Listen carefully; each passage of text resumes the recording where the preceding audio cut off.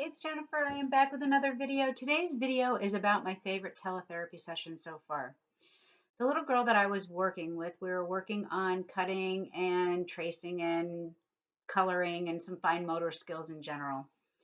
And mom had traced a rectangle just because of the time constraint, and the little girl automatically says, "It's a phone."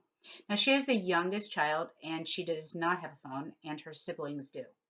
So of course she is highly motivated.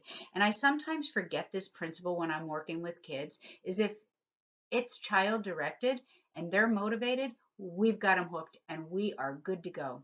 So we quickly got out our materials, and which was a quarter and a marker, and started tracing. So she traced, I'm going to show you. She put the quarter down, finger on it, traced all the things. So she used a phone to copy, and we worked on number writing, we worked on letter writing, we worked on sizing, we worked on spacing, we worked on cutting, tracing every one of her goals. And on the back, we wrote her name. So I've done this several times with other students, and every time I do it, it takes on another life. So my next child took the back and colored it and made a cover like her sisters. And another family, they decided to teach the child the mother's phone number.